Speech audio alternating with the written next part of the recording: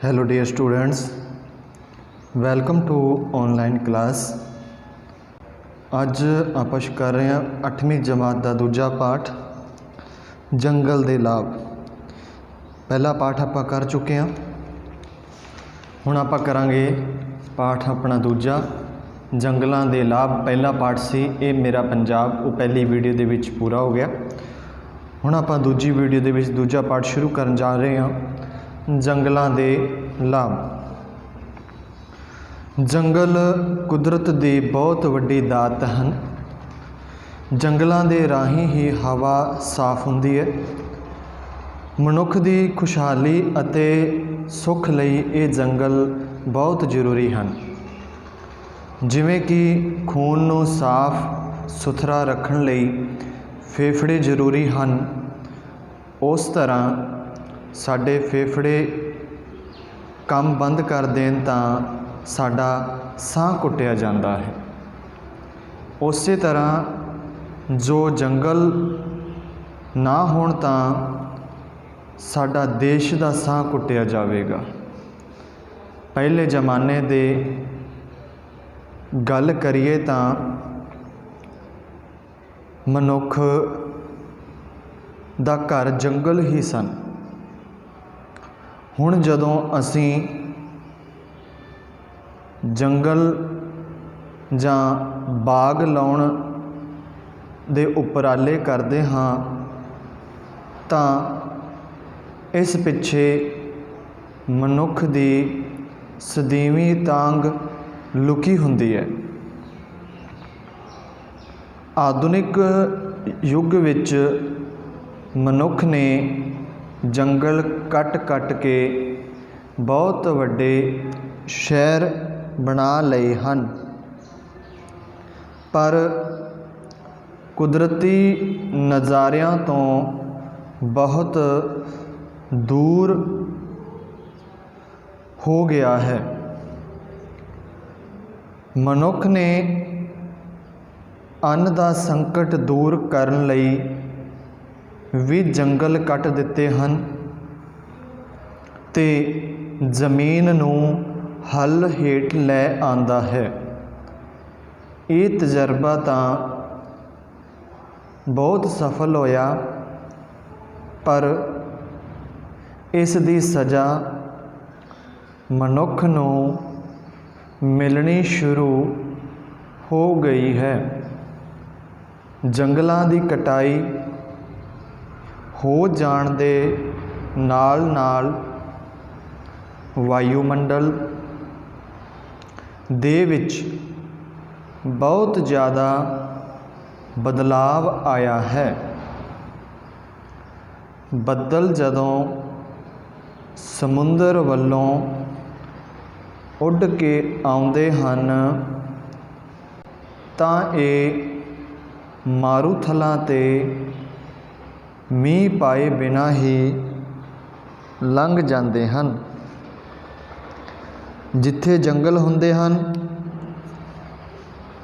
उत्थे वायुमंडल ठंडा हुंदा है। उत्थे वायुमंडल ठंडा होण करके बदल मीह पाउंदे हैं। जंगल किसी देश की पूंजी हुंदे हैं। इस करके ही भारत सरकार ने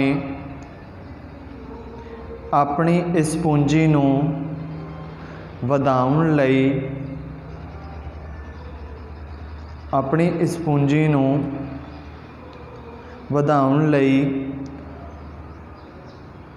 साल वन महोत्सव, हर साल वन महोत्सव जिन्हों आप हिंदी च कहते हैं वृक्ष दिवस, भी हर साल वन महोत्सव मनाउणा शुरू किया है।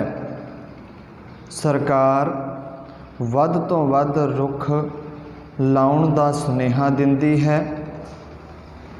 जंगल मनुख दियां अनेकां लोड़ां नूं पूरा करदे हन।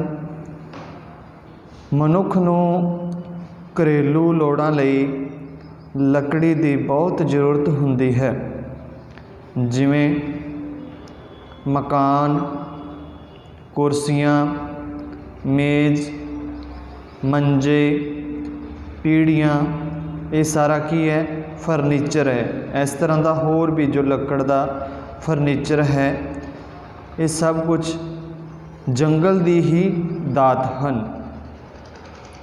ਜੰਗਲ ਦੀ ਇੱਕ ਹੋਰ ਬਹੁਤ ਵੱਡੀ ਦੇਣ ਹੈ, ਜੰਗਲਾਂ ਕਰਕੇ ਹੀ ਹੜ੍ਹ ਬਹੁਤ ਘੱਟ ਆਉਂਦੇ ਹਨ। ਹੜ੍ਹ ਦਾ ਭਾਵ ਹੈ ਜਦੋਂ ਪਾਣੀ ਦਾ ਨਹਿਰਾਂ ਦੇ ਵਿੱਚ, ਸਮੁੰਦਰਾਂ ਦੇ ਵਿੱਚ ਦਬਾਅ ਵੱਧ ਜਾਂਦਾ ਹੈ, ਤਾਂ ਉਹ ਇਲਾਕਿਆਂ ਨੂੰ ਜਦੋਂ ਪਾਣੀ, ਨਹਿਰ 'ਚ ਪਾਣੀ ਜ਼ਿਆਦਾ ਹੋ ਜਾਂਦਾ ਹੈ, ਨਦੀਆਂ ਦੇ ਵਿੱਚ, ਨਦੀਆਂ ਦਾ ਜਿਹੜਾ ਪਾਣੀ, ਨਦੀਆਂ ਟੁੱਟ ਜਾਂਦੀਆਂ ਅਤੇ ਉਹ ਪਾਣੀ ਜਿਹੜਾ ਪਿੰਡਾਂ ਵੱਲ ਨੂੰ, ਜਿਸ ਵੀ ਇਲਾਕੇ ਵੱਲ ਨੂੰ ਹੋ ਜਾਂਦਾ, ਉਹ ਸਾਰਾ ਇਲਾਕਾ ਬਰਬਾਦ ਹੋ ਜਾਂਦਾ ਹੈ।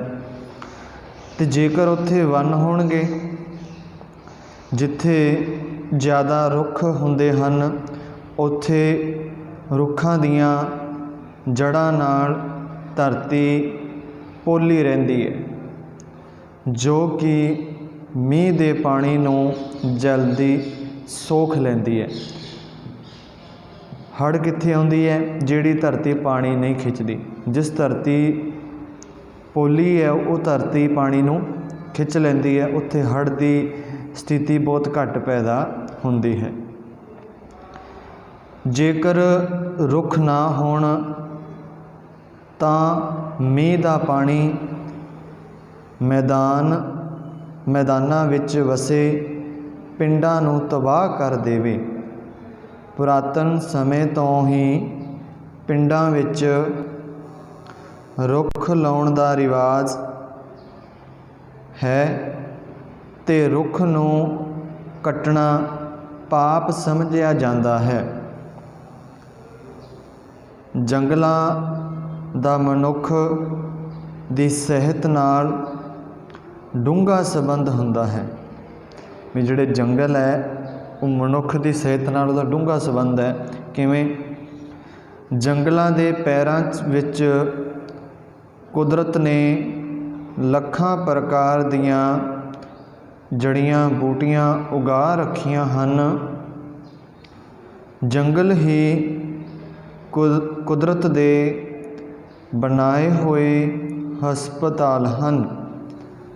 ਜੰਗਲਾਂ ਦੇ ਨਾਲ ਹੀ ਅਨੇਕਾਂ ਮਨੁੱਖਾਂ ਨੂੰ ਰੁਜ਼ਗਾਰ ਵੀ ਮਿਲਦੇ ਹਨ। ਬਹੁਤ ਸਾਰੇ ਆਦਮੀ ਜੰਗਲਾਂ ਅਤੇ ਉਹਨਾਂ ਵਿੱਚੋਂ ਪੈਦਾ ਹੋਈਆਂ ਚੀਜ਼ਾਂ ਸਦਕਾ ਕੰਮ ਲੱਗੇ ਹੋਏ ਹਨ,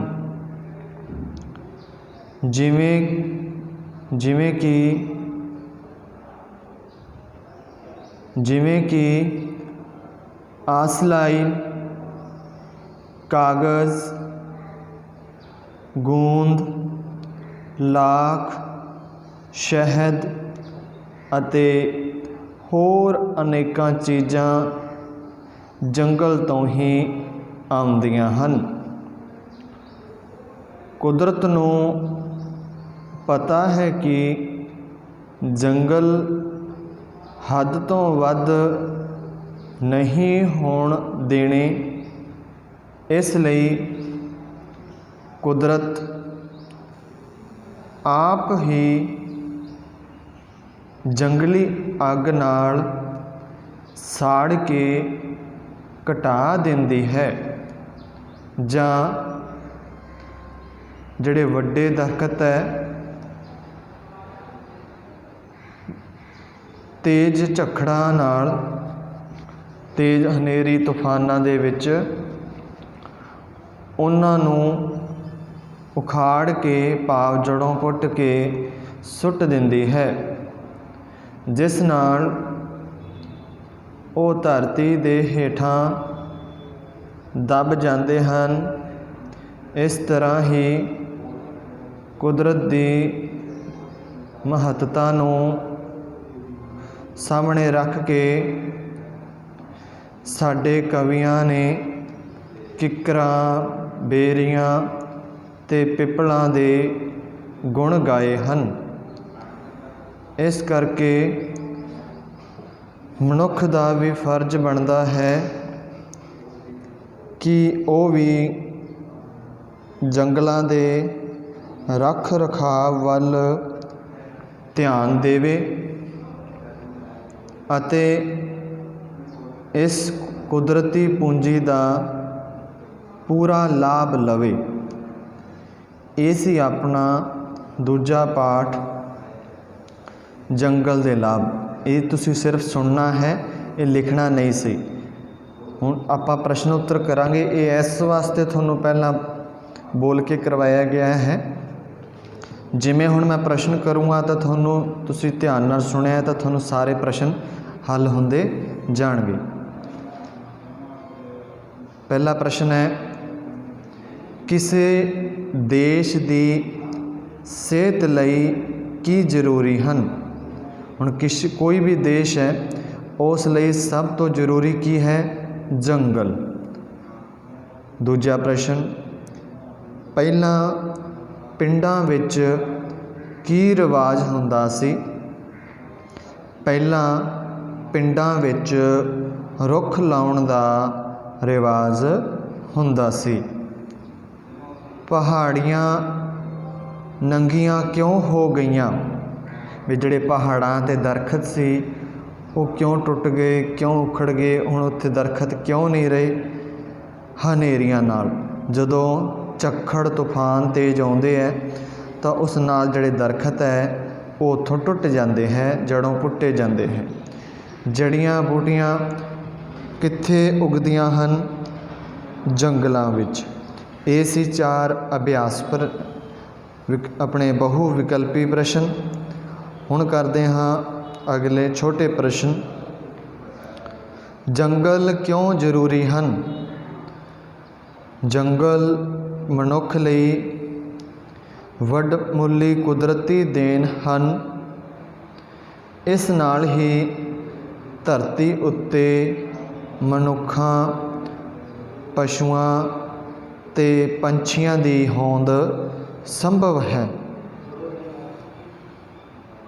ਅੰਨ ਦੇ ਸੰਕਟ ਦਾ ਜੰਗਲ 'ਤੇ ਕੀ ਅਸਰ ਹੋਇਆ? ਦੂਜਾ ਪ੍ਰਸ਼ਨ ਹੈ, ਅੰਨ ਦੇ ਸੰਕਟ ਦਾ ਜੰਗਲ 'ਤੇ ਕੀ ਅਸਰ ਹੋਇਆ? ਅੰਨ ਦੇ ਸੰਕਟ ਨੂੰ ਦੂਰ ਕਰਨ ਲਈ ਕੁਝ ਦੇਸ਼ਾਂ ਵਿੱਚ ਸਰਕਾਰਾਂ ਨੇ ਧਰਤੀ ਨੂੰ ਹੱਲ ਹੇਠ ਲੈ ਆਂਦਾ ਹੈ, ਜਿਸ ਨਾਲ ਬਹੁਤ ਸਾਰੇ ਜੰਗਲ ਕੱਟ ਦਿੱਤੇ ਹਨ। ਤਾਂ ਸੰਕਟ ਕੀ ਆਇਆ ਕਿ ਜਿਹੜੇ ਜੰਗਲ ਸੀ ਉਹਨਾਂ ਨੂੰ ਕੱਟ ਦਿੱਤਾ ਗਿਆ, ਭਾਵ ਵੱਢ ਦਿੱਤਾ ਗਿਆ। ਤੀਜਾ ਪ੍ਰਸ਼ਨ ਹੈ, ਮਾਰੂਥਲ ਵਿੱਚ ਵਰਖਾ ਘੱਟ ਕਿਉਂ ਹੁੰਦੀ ਹੈ? ਮਾਰੂਥਲ ਵਿੱਚ ਜੰਗਲ ਦੀ ਘਾਟ ਹੁੰਦੀ ਹੈ, ਭਾਵ ਉੱਥੇ ਟਿੱਬੇ ਹੀ ਟਿੱਬੇ ਹੁੰਦੇ ਹੈ, ਦਰਖਤ ਬਹੁਤ ਘੱਟ ਹੁੰਦੇ ਹੈ, ਹਰਿਆਲੀ ਬਹੁਤ ਘੱਟ ਹੁੰਦੀ ਹੈ। ਇਸ ਕਰਕੇ ਵਾਯੂਮੰਡਲ ਗਰਮ ਰਹਿੰਦਾ ਹੈ। ਵੀ ਜਿਹੜਾ ਮਾਰੂਥਲ ਹੈ, ਮਰੁਸਥਲ ਹੈ, ਉਹਦਾ ਤਾਪਮਾਨ ਕੀ ਰਹਿੰਦਾ ਹੈ? ਜ਼ਿਆਦਾ ਰਹਿੰਦਾ ਹੈ। ਇਸ ਕਰਕੇ ਮਾਰੂਥਲਾਂ ਵਿੱਚ ਵਰਖਾ ਘੱਟ ਹੁੰਦੀ ਹੈ। ਚੌਥਾ ਪ੍ਰਸ਼ਨ ਹੈ, ਜੰਗਲਾਂ ਦੀ ਲੱਕੜ ਕਿਹੜੀਆਂ ਲੋੜਾਂ ਪੂਰੀ ਕਰਦੀ ਹੈ? ਵੀ ਜੰਗਲ ਦੀ ਜਿਹੜੀ ਲੱਕੜੀ ਹੈ ਉਹ ਆਪਣੀ ਕਿਹੜੀਆਂ ਜ਼ਰੂਰਤਾਂ ਪੂਰੀ ਕਰਦੀ ਹੈ? ਜਿਵੇਂ ਆਪਾਂ ਮੇਜ਼, ਕੁਰਸੀ, ਮਕਾਨ ਵੀ ਬਣਾ ਸਕਦੇ ਹਾਂ। ਮਕਾਨ ਦੇ ਵਿੱਚ ਆਪਾਂ ਲੱਕੜ ਦਾ ਵੀ ਕੰਮ ਲਿੱਤਾ ਜਾ ਸਕਦਾ ਹੈ। ਮੰਜੇ, ਪੀੜ੍ਹੀਆਂ,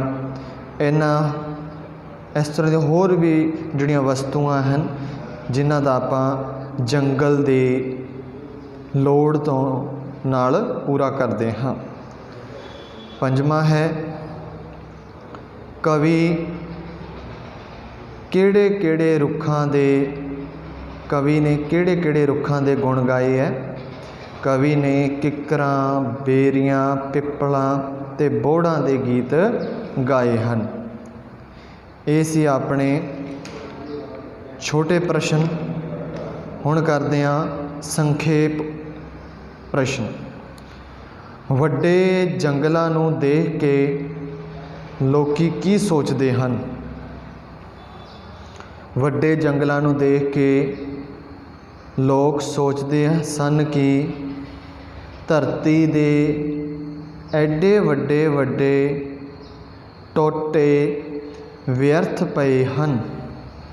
ਇਹਨਾਂ ਜੰਗਲਾਂ ਦੀ ਥਾਂ 'ਤੇ ਵੱਡੇ ਵੱਡੇ ਸ਼ਹਿਰ ਵਸਾਏ ਜਾ ਸਕਦੇ ਹਨ।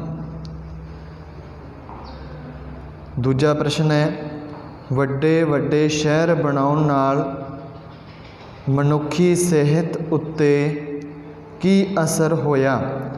ਵੱਡੇ ਵੱਡੇ ਸ਼ਹਿਰ ਬਣਾਉਣ ਨਾਲ ਮਨੁੱਖ ਕੁਦਰਤ ਦੇ ਮਹਾਨ ਖੁੱਲ੍ਹੇ ਡੁੱਲੇ ਜੀਵਨ ਤੋਂ ਦੂਰ ਹੁੰਦਾ ਗਿਆ, ਜਿਸ ਨਾਲ ਬਿਮਾਰੀਆਂ ਵਿੱਚ ਵਾਧਾ, ਮਨੁੱਖ ਦੀ ਸਿਹਤ ਡਿੱਗਦੀ ਹੀ ਗਈ। ਤੀਜਾ ਪ੍ਰਸ਼ਨ ਹੈ, ਜੰਗਲੀ ਇਲਾਕਿਆਂ ਵਿੱਚ ਮੀਂਹ ਜ਼ਿਆਦਾ ਕਿਉਂ ਪੈਂਦੇ ਹਨ? ਜੰਗਲੀ ਇਲਾਕਿਆਂ ਦਾ ਵਾਯੂਮੰਡਲ ਬਹੁਤ ਠੰਡਾ ਹੁੰਦਾ ਹੈ। ਜਦੋਂ ਬੱਦਲ ਸਮੁੰਦਰ ਵੱਲੋਂ ਉੱਡ ਕੇ ਆਉਂਦੇ ਹਨ ਤਾਂ ਜਦੋਂ ਜੰਗਲ ਉੱਤੋਂ ਦੀ ਲੰਘਦੇ ਹਨ ਤਾਂ ਵਾਯੂਮੰਡਲ ਠੰਡਾ ਹੋਣ ਕਰਕੇ ਮੀਂਹ ਵਰ ਪੈਂਦਾ ਹੈ। ਇਸ ਲਈ ਜੰਗਲੀ ਇਲਾਕਿਆਂ ਵਿੱਚ ਮੀਂਹ ਜ਼ਿਆਦਾ ਪੈਂਦਾ ਹੈ। ਤਬਾਹੀ ਤੋਂ ਬਚਣ ਦਾ ਕੀ ਤਰੀਕਾ ਹੈ?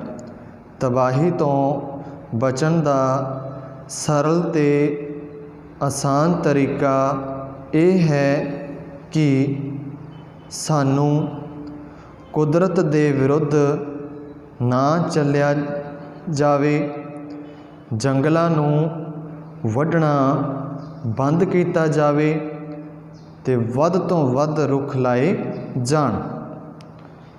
ਪੰਜਵਾਂ ਪ੍ਰਸ਼ਨ ਹੈ, ਜੰਗਲ ਕੁਦਰਤ ਦੇ ਬਣਾਏ ਹੋਏ ਹਸਪਤਾਲ ਹਨ, ਦੱਸੋ ਕਿਵੇਂ? ਕੁਦਰਤ ਨੇ ਜੰਗਲਾਂ ਦੇ ਪੈਰਾਂ ਵਿੱਚ ਲੱਖਾਂ ਪ੍ਰਕਾਰ ਦੀਆਂ ਜੜੀਆਂ ਬੂਟੀਆਂ ਉੱਗ ਰੱਖੀਆਂ ਹਨ, ਜੋ ਮਨੁੱਖਤਾ ਲਈ ਵਰਦਾਨ ਸਾਬਤ ਹੁੰਦੀਆਂ ਹਨ। ਸਿਆਣੇ ਬੰਦੇ ਆਪਣੀ ਸਾਲਾਂ ਬੱਧੀ ਮਿਹਨਤ ਅਤੇ ਪੜਤਾਲ ਕਰਕੇ ਮਨੁੱਖੀ ਰੋਗਾਂ ਨੂੰ ਕੱਟਣ ਵਾਲੀਆਂ ਜੜੀਆਂ ਬੂਟੀਆਂ ਲਿਆਉਂਦੇ ਹਨ। ਇਸ ਤਰ੍ਹਾਂ ਜੰਗਲ ਕੁਦਰਤ ਦੇ ਬਣਾਏ ਹੋਏ ਹਸਪਤਾਲ ਹਨ। ਹੇਠ ਲਿਖੇ ਸ਼ਬਦਾਂ ਨੂੰ ਵਾਕਾਂ ਵਿੱਚ ਵਰਤੋ। ਸ਼ਬਦ ਹੈ ਕੁਦਰਤ। ਵਾਕ ਬਣੂਗਾ, ਜੰਗਲ ਕੁਦਰਤ ਦੀ ਬਹੁਤ ਵੱਡੀ ਦਾਤ ਹਨ।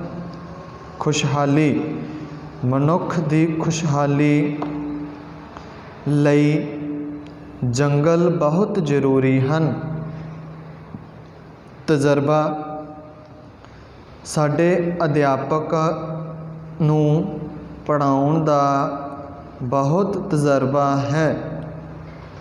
ਰਿਵਾਜ਼, ਪਹਿਲਾਂ ਪਿੰਡਾਂ ਵਿੱਚ ਰੁੱਖ ਲਾਉਣ ਦਾ ਬਹੁਤ ਰਿਵਾਜ ਸੀ। महत्ता मनुखी जीवन विच जंगल की बहुत महत्ता है। खाली थावां भरनियां है। जंगल कुदरत की बहुत वड्डी दात हन। खाली थां च लिखांगे दात। मारूथल उत्ते बहुत घट वरखा हुंदी है। बिरखां दियां जड़ां रुखां दियां जड़ां धरती पोली बिरखां दियां जड़ां नाल धरती पोली हो जाती है। रुख नूं कटना पाप समझिया जांदा सी। अजकल दे समय नूं लोहे ते कोले दा युग कहा जाता है। ये सी खाली थावां। अगला प्रश्न है, हेठ लिखे पंजाबी शब्दां नूं हिंदी ते अंग्रेजी दे विच लिखना है तुसीं। बिरख, कवि, कुदरत, तब्दीली ते खेतीबाड़ी, इन्हां नूं हिंदी ते अंग्रेजी दे विच लिखना है। फिर आउंदा है, हेठ लिखे शब्दां नूं शुद्ध करके लिखना है। अशुद्ध शब्द है सेहत, सिहत, वायुमंडल, वाजुमंडल, वायुमंडल, जुग, युग, शहर, शहर, लाभ, लाभ। ये सी अपना अज दा दूजा पाठ, जिहदे तुसीं सिर्फ प्रश्न उत्तर करने हैं। जिहड़े आपां प्रश्न उत्तर शुरू कीते सी, अपना पहला प्रश्न सीगा बहु विकल्पी तो शुरू करने हैं। तां इत्थों तक तुसीं सारे प्रश्न पूरे नोट करने हैं, नोट्स भी बनाने हैं। धन्यवाद।